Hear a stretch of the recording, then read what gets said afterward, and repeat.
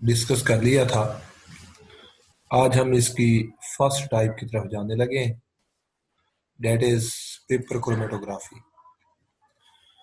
Paper chromatography, इसको हम partition chromatography का नाम भी देते हैं। That is also called partition chromatography. और डेफिनेटली यहाँ पे ये एमसीक्यू बनता है कि paper chromatography is the type of, ये जो चार ऑप्शंस हैं, partition chromatography, then adsorption chromatography, then both of these, none of these, तो हम किसकी बात करेंगे? हम पार्टीशन क्रोमेटोग्राफी की बात करेंगे। अब कल भी बात हुई थी कि पेपर क्रोमेटोग्राफी में जो स्टेशनरी फेज है वो आपका लिक्विड है। सपोज इसमें वाटर पड़ा हुआ है डेफिनेटली, और पेपर यहाँ पे जस्ट सपोर्ट का काम कर रहा है। ये पेपर ये है, ये वाटर एड्जॉर्बर है, ये पानी को जज़ब करके रखता है, और ये वाटर लिक्विड स्टेशनरी फेज के तौर पे एक्ट कर रहा है। The adsorbed water behave as an immiscible liquid towards the mobile phase, which passes over the paper. इसमें क्या किया जाता है कि हमारा जो स्टेशनरी फेज है वो लिक्विड वाटर है, और मोबाइल फेज आमतौर पे कोई ना कोई ऑर्गेनिक लिक्विड लिया जाता है। तो ये डेफिनेटली ऑर्गेनिक फेज और एक्वस फेज ये आपस में इमिसिबल होते हैं, मिक्सअप नहीं होते। मतलब इसी वजह से इसके लिए इमिसिबल का लफ्ज इस्तेमाल हुआ है। और मोबाइल फेज मोस्टली इस केस में क्या होता है, जो ऑर्गेनिक लिक्विड होता है। CCl4 इस्तेमाल कर सकते हैं, इथाइल अल्कोहल इस्तेमाल कर सकते हैं, नंबर ऑफ हैं, बट यहाँ पे कोई ना कोई ऑर्गेनिक लिक्विड ही लिया जाएगा। अब पेपर क्रोमेटोग्राफी को परफॉर्म करने के 3 मेथड्स हैं। एक है जी असेंडिंग, एक है डिसेंडिंग, और एक है रेडियल और सर्कुलर। क्या है जी तीनों में डिफरेंस? डिफरेंस क्या है तीनों में? वन बाई वन हम देख लेते हैं। तो पहला हमारे पास जो है असेंडिंग है। सपोज ये हमारे पास एक पेपर स्ट्रिप है, पेपर का एक टुकड़ा लिया है, और इस पेपर के ऊपर ये स्टेशनरी फेज के तौर पे एक्ट कर रहा है। This is stationary phase. अब अगर आपका जो लिक्विड वाटर है, अगर वो top to bottom in the group चले, sorry mobile phase, mobile phase, liquid water तो स्टेशनरी फेज है ना, जो पेपर के अंदर एब्जॉर्ब है।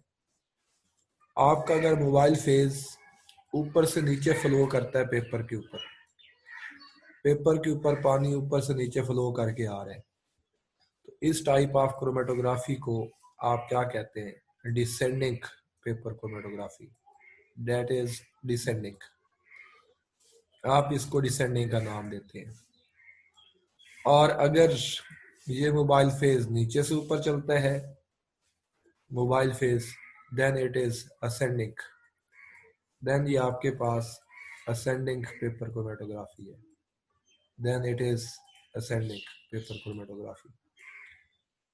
और अगर हम पेपर सर्कुलर ले लें, इस तरह का सर्कुलर पेपर आप लेते हैं, सर्कुलर पेपर, और उसके सेंटर में आप मोबाइल फेज इंट्रोड्यूस करवाते हैं, तो मोबाइल फेज इधर भी चलेगा, इधर भी चलेगा, इस साइड पे भी, हर साइड पे मोबाइल फेज जो है वो इस तरह एक्सपेंड होता जाता है, ट्रेवल करता है, और यहाँ पे सर्कल से बनते जाते हैं। ये एक सर्कल ये बन जाएगा लिक्विड का, थोड़ा सा आगे चलेगा सर्कल और बन जाएगा। आप इसे क्या कहते हैं? रेडियल और circular, that is called radial और सर्कुलर पेपर क्रोमेटोग्राफी। आप इसको रेडियल या सर्कुलर पेपर क्रोमेटोग्राफी का नाम देते हैं, रेडियल और सर्कुलर पेपर क्रोमेटोग्राफी। तो ये 3 टाइप्स हैं जिनको हम ऑलमोस्ट जो है वो इस तरह से डिस्कस कर सकते हैं। ठीक है, तो अब हम इसके प्रोसीजर की तरफ चलते हैं। तो असेंडिंग, डिसेंडिंग और रेडियल, बट हमारे कोर्स में कहता है कि ओनली एक ही टाइप है। हम किसकी बात करेंगे? असेंडिंग टाइप की, जिसमें हम इस तरह से अपनी पेपर स्ट्रिप लेंगे और पेपर स्ट्रिप जो है उसमें मोबाइल फेज नीचे से ऊपर चढ़ेगा, मोबाइल फेज आस्ते आस्ते ऊपर चढ़े जाएगा। जिस तरह के हमारे पास एक पेपर का टुकड़ा है, उस पेपर के टुकड़े को हम पानी में थोड़ा सा डिप कर दें तो आप चेक कर सकते हैं कि उसको डिप करके खड़े रहे वहां पे, उसे सस्पेंडेड रखें तो पानी आस्ता आस्ता ऊपर चढ़ जाता है। तो क्यों चढ़ता है उसकी वजह उसने बताई है, this is due to capillary action. एक वर्ड उसने आगे चल के इस्तेमाल किया है, कैपिलरी एक्शन। ये कैपिलरी एक्शन क्या होता है? सपोज हमारे पास ये एक बीकर है और इस बीकर में हमने लिक्विड वाटर रखा हुआ है, ये यहाँ पे लिक्विड वाटर पड़ा है, ये वाटर की सरफेस है, यहाँ तक लिक्विड वाटर पड़ा है। अब हम क्या करते हैं कि इसके अंदर एक कैपिलरी ट्यूब डिप करते हैं। कैपिलरी ट्यूब कहते हैं कि जो बहुत स्मॉल बोर वाली ट्यूब हो, जिसका बहुत छोटा सा बोर हो, यानी बिल्कुल बारीक सुराख हो उसका, आप उसको कैपिलरी ट्यूब का नाम देते हैं। तो हमने इसके अंदर एक कैपिलरी ट्यूब जो है उसको बेटा क्या कर दिया, डिप कर दिया है। और जब आप इस कैपिलरी ट्यूब को डिप करते हैं तो आप क्या देखते हैं कि वाटर का जो लेवल है वो इतना ही इसके अंदर आना चाहिए था, इतना पानी इसके अंदर आना चाहिए था यहाँ तक, लेकिन वाटर अपने लेवल से जरा ऊपर चला जाता है तो पानी ऊपर तक चढ़ जाता है। तो ये जो पानी ऊपर तक चढ़ गया है इसको आप कहते हैं कैपिलरी एक्शन। ये due to pressure of air होता है, तो इसको आप कैपिलरी एक्शन का नाम देते हैं। तो इसी वजह से मोबाइल फेज जो है वो नीचे से ऊपर चलता है, आप इसको असेंडिंग टाइप ऑफ क्रोमेटोग्राफी का नाम देते हैं। तो आपको मैंने ये नंबर ऑफ एग्जांपल्स शेयर की हैं, डायग्राम शेयर की हैं। तो ये हमारे पास एक क्रोमेटोग्राफिक टैंक है, ये जो बीकर आपको शो किया गया है डेट इज क्रोमेटोग्राफिक टैंक, इसको हमने क्रोमेटोग्राफिक टैंक का नाम दे दिया। ये पूरी ये एक डायग्राम है, डेट इज क्रोमेटोग्राफिक टैंक। अब उसके साथ ये क्रोमेटोग्राफिक टैंक है, उसके साथ जो है हमने क्या किया हुआ है, ये ऊपर एक ढक्कन लगाया हुआ है, रबर स्टॉपर लगाया है, अंदर ये एक हुक पड़ी है, नीचे ये मोबाइल फेज है, ये मोबाइल फेज है। आप पेपर स्ट्रिप लेके ना, ये एक नीचे प्रोसीजर लिखा हुआ है, नीचे वाली डायग्राम जरा देखें। हमने पेपर स्ट्रिप ली है, उस पेपर स्ट्रिप के ऊपर ना ये एक लेड पेंसिल से लाइन लगाई है, इसे कहते हैं बेस लाइन। ये line drawn by the pencil, इसको बेस लाइन कहा जाता है। ये जैसे ऊपर लिखा हुआ है दैट इज बेस लाइन। इस बेस लाइन के ऊपर हमें मिक्सचर ऑफ इंक दिया हुआ है, कौन कौन सी इंक है, रेड, ब्लू और ग्रीन। इनको हमने सेपरेट करना है बाय पेपर क्रोमेटोग्राफी। तो ये हमारे पास ये है वो मिक्सचर ऑफ इंक पड़ा है, उसका हमने एक सपोर्ट लगा दिया है। तो ये स्ट्रिप ऑफ फिल्टर पेपर है। अब इस पेपर को उठा के ना हमने क्या किया है, क्रोमेटोग्राफिक टैंक के अंदर रख दिया है, और जिसके क्रोमेटोग्राफिक टैंक के बॉटम में हमारा मोबाइल फेज पड़ा था। ये मोबाइल फेज को आप सॉल्वेंट भी कहते हैं, ये नीचे मोबाइल फेज पड़ा, इसको थोड़ा सा डीप करते हैं, जस्ट ये क्या करें, इसका जो है वो नीचे वाला बॉटम जो है वो टच हो जाए पेपर मोबाइल फेज के साथ। अब ये जो स्ट्रिप होती है ना, ये स्ट्रिप तकरीबन कोई 20 सेंटीमीटर ली जाती है, 20 सेंटीमीटर, और इसके तकरीबन कोई 2.5 सेंटीमीटर नीचे से ऊपर ना इधर आप बेस लाइन लगाते हैं। ये तकरीबन कोई 2.5 सेंटीमीटर बनता है, इसके ऊपर आपने बेस लाइन लगा दी है। अब आप क्या करते हैं, जब इसको इसके अंदर डीप करते हैं मोबाइल फेज में, तो हमारी ये लाइन जो है जिसके ऊपर आपने सैंपल लगाया हुआ है, ये इसके अंदर डीप नहीं होनी चाहिए, बल्कि ये सैंपल डीप नहीं होना चाहिए, बल्कि थोड़ा सा पेपर डीप होना चाहिए, इतना। ये तकरीबन कोई जस्ट कोई 5 to 6 mm ये नीचे टच करना चाहिए, इतना सा पानी के अंदर आप इसको डीप करेंगे, सारा डीप नहीं करना, अदरवाइज हमारा जो सैंपल है वो इधर ही डिजोल्व हो जाएगा। हमने इसको ऊपर मूव करवाना है, नीचे मूव नहीं करवाना। इसको हमने लिक्विड के अंदर डिजोल्व नहीं करवाना, बल्कि डिजोल्व करवा के इसको ऊपर लेके जाना है, ऐसा ऐसा ऊपर जाएगा। तो अब क्या होगा कि हमारे पास जब इसको यहाँ पे रखा जाएगा, फिल्टर पेपर को सस्पेंड किया जाएगा, तो सॉल्वेंट इसमें नीचे से किया चढ़ता है जी, ऊपर की तरफ जाता है। सॉल्वेंट बेटा नीचे से ऊपर की तरफ मूव करता है, ऐसे मूव करता है। जब सॉल्वेंट नीचे से ऊपर मूव करेगा तो अपने साथ इस सैंपल को डिजोल्व करके ले जाएगा। अब सैंपल के अंदर 3 कंपोनेंट हैं। जिस कंपोनेंट की जो के वैल्यू है वो कम होगी, वो सैंपल क्या करेगा, वो पहले रुक जाएगा। कंपोनेंट जिसकी के वैल्यू उससे ज्यादा होगी वो जरा ऊपर तक जाएगा, जिसकी उससे ज्यादा होगी वो और ऊपर तक जाएगा। तो ये देखें, जो साथ में एक डायग्राम मैंने शो की है, यहाँ पे ब्लू पहले रुक गया है, उसके बाद रेड पड़ा है, उसके बाद क्या पड़ा है, ग्रीन। तो ये तीनों कंपोनेंट एक दूसरे से सेपरेट हो जाते हैं। जब हमारा मोबाइल फेज तकरीबन इसके 3 हिस्से चढ़ जाता है, 3/4 ऊपर चढ़ जाता है, तो हम इसको क्या करते हैं, इस पेपर को बाहर निकाल लेते हैं। बाहर निकालने के बाद हम इसको ड्राई करते हैं, और जहां तक हमारा लिक्विड ऊपर चढ़ के गया था उसको आप क्या कहते हैं, that is called solvent front. आप उसको सॉल्वेंट फ्रंट का नाम देते हैं। ये नीचे वाली लाइन कौन सी थी, ये बेटा बेस लाइन थी, ये बेस लाइन है, और ऊपर क्या जी, सॉल्वेंट फ्रंट है, और इसके अंदर हमारे जो कंपोनेंट हैं वो एक दूसरे से सेपरेट हुए पड़े। अब हम इसको एक नजर देखते हैं, पढ़ लेते हैं कि वो कहना क्या चाह रहा है। इसके लिए आप देखिएगा, तो पहली लाइन में वो कहता है, this technique the solvent is in a pool at the bottom of the vessel. कि इसको जो सॉल्वेंट टैंक है, क्रोमेटोग्राफिक टैंक, इसके बॉटम में से पूल की शक्ल में लिया जाता है, जिस तरह तालाब के अंदर काफी पानी होता है। In which the paper is supported, जिसके अंदर पेपर को हुक की सपोर्ट के जरिए लटकाया जाता है। And solvent travels upward bye capillary action, और सॉल्वेंट नीचे से ऊपर चढ़ता है कैपिलरी एक्शन की वजह से। ये बात अभी मैंने कैपिलरी एक्शन आपको समझा दिया। A solvent mixture is specially composed in accordance with the sample to be separated। आप जो सॉल्वेंट नीचे यूज करते हैं मोबाइल फेज, वो सॉल्वेंट सैंपल के मुताबिक लिया जाता है कि हमारा सैंपल कैसा है, उसके मुताबिक हम उसकी कंपोजिशन बनाते हैं। आमतौर पे जो पेपर क्रोमेटोग्राफी इंक के लिए इस्तेमाल करते हैं उसमें 85% एथेनॉल लिया जाता है। कंपोजिशन बता रहा हूँ सॉल्वेंट की, एथेनॉल लिया जाता है, और इसमें 15% ये है, 15% वाटर, लिक्विड वाटर। इस मिक्सचर को हम एज मोबाइल फेज लेते हैं in this chromatography for ink. This solvent is poured into the chromatographic tank। इसको क्रोमेटोग्राफिक टैंक में रखा जाता है। कवर द टैंक, टैंक को ऊपर से कवर कर देते हैं। वो ऊपर लिखा था रबर स्टॉपर, उसके जरिए to homogenise its inner atmosphere. Take about 20 centimetre strip of Whatman filter paper number 1। ये वर्डमैन क्रोमेटोग्राफिक पेपर नंबर 1, ये उस पेपर की टाइप का नाम है जिसको हम ऑलमोस्ट क्रोमेटोग्राफी में इस्तेमाल करते हैं।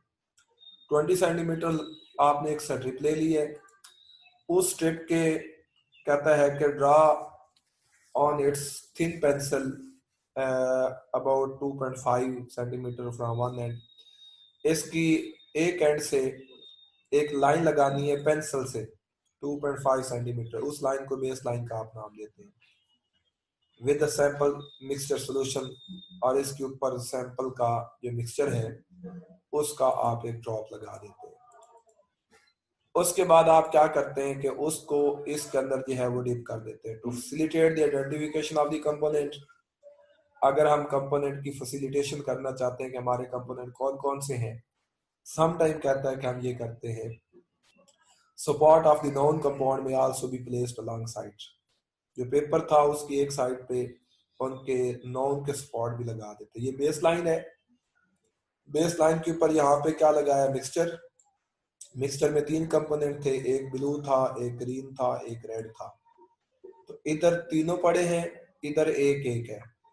जहां पे एक एक है उनके ऊपर हमें एक ही सपोर्ट ऊपर चल के एक ही कलर मिला है, ग्रीन मिला है, रेड मिला है। लेकिन अगर इस मिक्सचर की बात करें तो इसमें तीनों कंपोनेंट थे तो तीनों ही कलर आपको मिले। तो यहाँ तक आपका सॉल्वेंट फ्रंट गया, ये नीचे लिक्विड पड़ा। देखें हमने बेस लाइन कहाँ पे ली थी, 2.5 सेंटीमीटर पे, 2.5 सेंटीमीटर पे। बट डिप कितना किया है, डिप थोड़ा सा किया है, 1 सेंटीमीटर भी तकरीबन डिप नहीं किया, जस्ट नीचे थोड़ा सा डिप किया है। और हमारी प्रिकॉशन ये है कि हम बेस लाइन को इस लिक्विड के अंदर डीप नहीं होने देते, हमारी प्रिकॉशन ये है। उसके बाद क्या कहता है, when the supports have dried suspend the paper with clip so that impregnated and dips into the solvent mixture to the depth of 5 to 6 millimetre. यानी ये थोड़ी सी वैल्यू है, सेंटीमीटर में नहीं है, मिलीमीटर में है। तो आप बेटा क्या करते हैं कि जब वो स्पॉट ड्राई हो जाते हैं तो उनको आप पेपर में एक क्लिप के जरिए, पेपर को क्लिप के जरिए जो है वो मिक्सचर के अंदर डिप कर दिया जाता है। इम्प्रेगनेटेड एंड का मतलब है उस एंड से जिधर आपने मिक्सचर का सपोर्ट लगाया होता है, उस एंड से उसको पानी के अंदर डिप कर देते हैं, मोबाइल फेज के अंदर। कवर द टैंक, टैंक को कवर कर दिया है। As a solvent front passes the spot, जब सॉल्वेंट नीचे से ऊपर चढ़ता है तो सपोर्ट को अपने साथ डिसॉल्व कर लेता है। तो सॉल्यूट्स बिगन टू मूव, और सॉल्यूट मूव करना शुरू कर देता है upward. The rate at which they move depends on their distribution coefficient, कितना तेजी से ऊपर जाएगा या कितना ऊपर जाएगा ये इनकी के वैल्यू पे डिपेंड करता है। के वैल्यू मैंने लास्ट टाइम डिस्कस कर दी थी।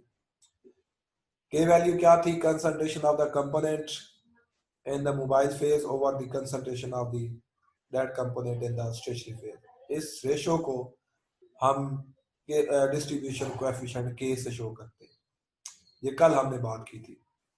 When the solvent front has risen to about 3/4 part of the length of the paper, जब ये पेपर का तकरीबन कोई 3/4 हिस्सा जो है वो चला जाता है, रिमूव द स्टेप, उस स्टेप को मोबाइल फेज में से निकाल लें।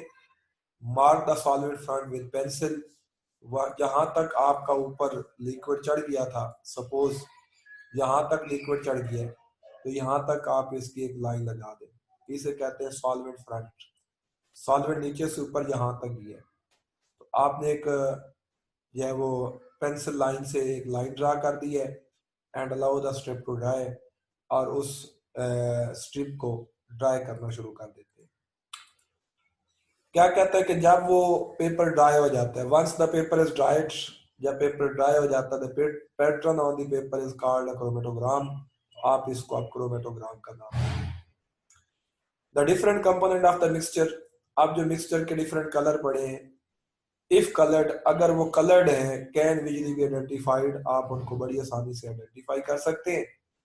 एंड इफ कलरलेस, अगर ये कलर हमें नजर ही नहीं आते suppose, then chromatogram has to developed by chemical method or physical technique used to identify the spot। then आप उसके ऊपर कोई ना कोई केमिकल मेथड या फिजिकल मेथड अप्लाई करते हैं ताकि हमें वो कलर नजर आ जाए। एक्चुअली हमने कलर ही डिवेलप करने होते हैं। तो ये हमारे पास एक क्रोमेटोग्राम है। अब आप देखिएगा, ये बेस लाइन थी जिसके ऊपर आपने सैंपल मिक्सचर लगाया, ये ओरिजिन है, यहां तक सॉल्वेंट फ्रंट गया है, तो ये टोटल डिस्टेंस कितना लिया जी, 10 सेंटीमीटर। जबकि आप देखें रेड कितना गया है, 2 सेंटीमीटर इस लाइन से ऊपर गया है। ग्रीन कितना गया है जी, कोई 6 सेंटीमीटर, और ब्लू कितना गया है, कोई 8 सेंटीमीटर, और सॉल्वेंट फ्रंट कितना गया जी, कोई 10 सेंटीमीटर। तो जब ये वैल्यूज हम मेजर कर लेते हैं तो उसके बाद हम इनकी RF वैल्यू जो है वो कैलकुलेट करते हैं। RF वैल्यू क्या होती है, हमारे पास ये सामने फार्मूला आ गया है। क्या कहता है जी, each component has specific retardation factor. RF क्या है, retardation factor. RF value is related to the distribution coefficient and given by, RF की वैल्यू इसने बताई है, distance travelled by the component from the original spot over distance travelled by the solvent from the original spot. जो पीछे हमने बात की है, अगर इस केस में अगर हम RF वैल्यू बेटा रेड की फाइंड करना चाहते हैं तो रेड की RF वैल्यू क्या होगी। अगर हम रेड की RF वैल्यू फाइंड करना चाहते हैं तो रेड की RF वैल्यू किसके इक्वल होगी, distance travel by the component कितने है जी, 2 सेंटीमीटर, और divided by distance travel by the solvent कितने है भाई, 10 सेंटीमीटर। तो आपके पास RF वैल्यू जो है ये 1/5 आ जाएगी, तकरीबन ये कोई 0.2 बनता है। तो ये RF वैल्यू किसकी है, रेड की है। इस तरह से अगर आप RF वैल्यू ग्रीन की लेना चाहते हैं तो ग्रीन ने खुद कितना डिस्टेंस कवर किया, 6, और सॉल्वेंट का नीचे जो है वो दिया हुआ है वो कितना हो जाएगा, 10। तो ये 3/5 आ गया है। 3/5 ये तकरीबन कोई 0.6 के राउंड अबाउट बनेगा, 0.66 तकरीबन, तकरीबन इतना बनेगा, या 0.60 ऑलमोस्ट, बल्कि ये 0.60 ही बनता है, ये 0.6 बनता है। और उसके बाद नेक्स्ट बिलू है, तो बिलू की RF वैल्यू क्या होगी? बिलू का डिस्टेंस कितना है जी? 8 सेंटीमीटर, और डिस्टेंस कवर कितना किया है? 10। आपके पास ये कितना बन गया? ये कोई बन गया जी 4/5, ये तकरीबन कोई 0.8 बनता है, 0.8। तो मतलब हमारे पास ये RF वैल्यू है, और इस तरह RF वैल्यू आप कैलकुलेट करते हैं। तो अब हमारी बुक में उसने एक फिगर दी है, या आपकी बुक की फिगर मैंने ली है, जो हमारा सॉल्वेंट फ्रंट है उसको उसने शो किया है Y से, ये टोटल डिस्टेंस Y लिया है। जबकि बी कंपोनेंट ये है, बी कंपोनेंट, उसका डिस्टेंस कितना लिया है जी? उसका डिस्टेंस लिया है उसने x, उसका x डिस्टेंस लिया है। और जो हमारे पास सी कंपोनेंट है उसका डिस्टेंस उसने लिया है z। Definitely RF B component ये किसके इक्वल है? Distance travel by the B की डिस्टेंस x आपने लिया हुआ है, और distance travel by the solvent, solvent कितना लिया हुआ है y, जो भी होगा। इस तरह से RF वैल्यू ऑफ C, तो ये किसके इक्वल है? That is equal to distance travelled by the C कितना z है, और distance travel by the solvent कितना है y। तो ये इनकी RF वैल्यूज जो है बकायदा कैलकुलेट की जा सकती है। तो ये हमारे पास क्रोमेटोग्राफी जो है ये कंप्लीट हो गई है। ये प्रोसीजर भी हमें पता चल गया है। ये आपका प्रैक्टिकल में भी क्वेश्चन आ सकता है, और थ्योरी में भी ये वाला क्वेश्चन आ सकता है। आखिर पे है uses. The technique of chromatography are very useful in organic synthesis. इसको हम ऑर्गेनिक सिंथेसिस में यूज करते हैं, किसके लिए? For the separation, isolation and purification of the product. और दूसरा इसका यूज है कि ये क्वालिटेटिव और क्वांटिटेटिव एनालिसिस में इसको यूज करते हैं, और किसी कंपाउंड की प्योरिटी फाइंड आउट करने के लिए इस टेक्निक का जो है इस्तेमाल किया जाता है। हमारी ये वाली टेक्निक जो है वो कंप्लीट हो गई है। चैप्टर 2 हमारा कंप्लीट हो गया। नेक्स्ट हम चैप्टर 3 स्टार्ट करेंगे जी। ओके जी, अल्लाह हाफिज।